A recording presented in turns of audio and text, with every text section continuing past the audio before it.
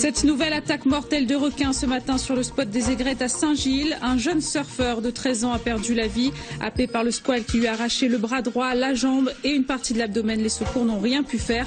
C'est la deuxième attaque mortelle cette année. La préfecture a déclenché le dispositif post-attaque. Le drapeau rouge est hissé sur toutes les plages de l'Ouest. Nous serons en direct dans un instant sur place avec Christelle Floricourt et nous aurons les premières réactions suite à ce nouveau drame. Merci d'être avec nous. C'est la consternation. Ce matin, un adolescent de 13 ans est mort après avoir été happé par un requin alors qu'il surfait. Cette nouvelle attaque mortelle a eu lieu sur le spot des aigrettes à Saint-Gilles.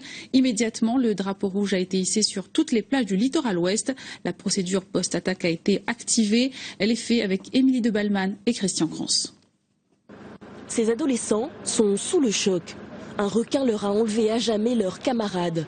Elio, 13 ans, n'a pas survécu à l'attaque. Le squale lui a arraché le bras droit et la jambe droite. Un drame qui s'est déroulé sous les yeux de Jean-Michel. Il était 9h15. Tout d'un coup, il y a un surfeur qui s'est dégagé de l'eau en criant « requin, requin, requin, requin, requin » très très fort.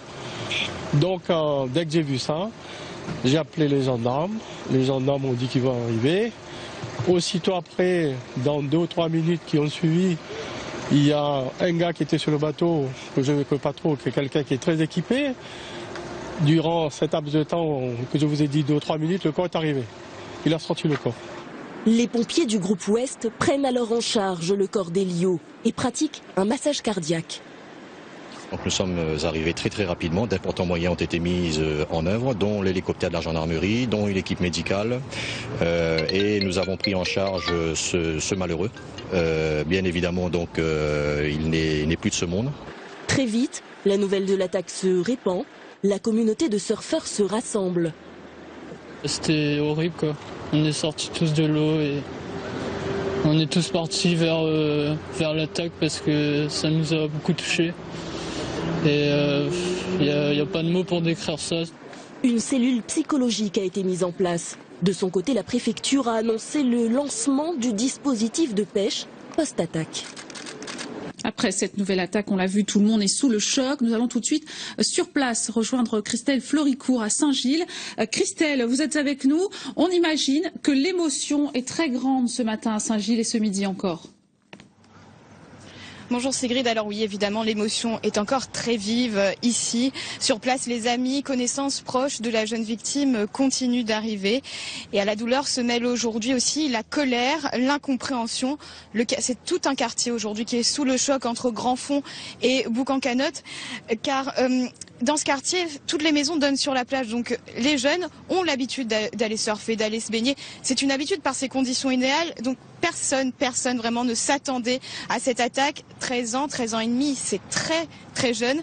Patricia Locam, bonjour. Vous êtes la maman d'une amie de ce jeune homme de 13 ans qui vient de se faire attaquer par un requin.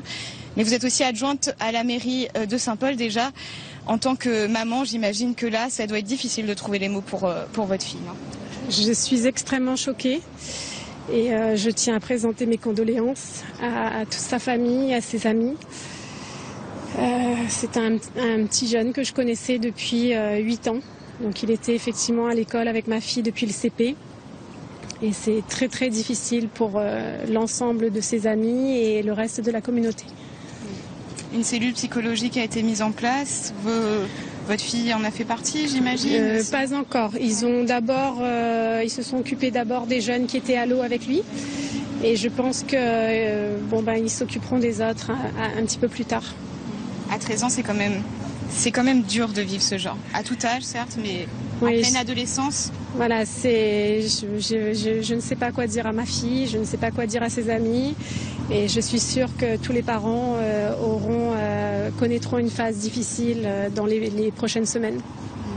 Vous êtes également 5e adjointe à la mairie de Saint-Paul. Concrètement, est-ce que la mairie a mis des mesures en place pour empêcher ces attaques de requins? Oui, il y a des moyens qui sont mis en œuvre et notre adjoint délégué au risque requin fait un énorme travail pour essayer de sécuriser le maximum de spots. Malheureusement, on ne pourra pas sécuriser toute la côte.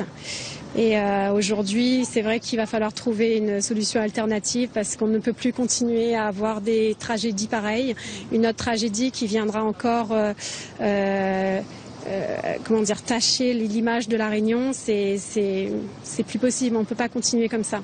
Une famille vient de perdre son enfant et nous, on continue à détruire l'image que l'on a eue pendant de nombreuses décennies. Il y a les solutions existent. Qu'est-ce qu'il faudrait faire selon vous? Alors, c'est un sujet un peu délicat. Parce que d'un côté, on doit travailler avec les protecteurs de la nature. De l'autre côté, on veut aussi pouvoir utiliser l'océan qui nous entoure. On est sur une île. On est la seule île au monde où on ne peut pas se baigner parce que un pied dans l'eau peut être dramatique. Donc aujourd'hui, il va falloir trouver des solutions. Je ne suis pas une spécialiste. Merci Christelle.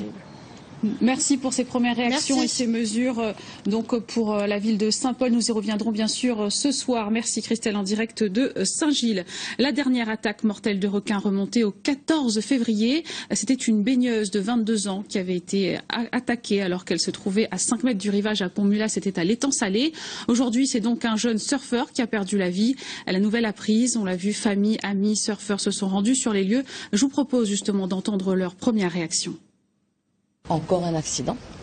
Malheureusement, il n'y a pas une réglementation qui exige certaines choses, on va dire. Parce que là, c'est un enfant, donc les parents sont peut-être au courant de savoir que leurs enfants sont partis se baigner et encore plus surfer.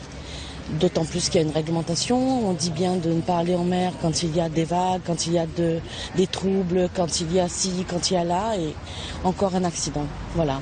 Et c'est encore une fois un de trop. On est sous le choc, c'est pas bien ce qui se passe. Il faut faire quelque chose. Il faut faire quelque chose. Nous, on habite Boucan, on voit bien ce qui se passe au niveau... Là, on parle pas tourisme, on parle des gens, des humains, des jeunes, des moins jeunes. Qu'est-ce qu'on fait avec la mer aujourd'hui? La mer, c'est la terre, qu'est-ce qu'on fait là? Depuis le début de la crise en 2011 à La Réunion, c'est la 7e victime d'une attaque de requin. On fera un nouveau point ce soir sur cette attaque à la fin de cette édition avec Christelle Fleurycourt, qui sera en direct avec nous plus tard.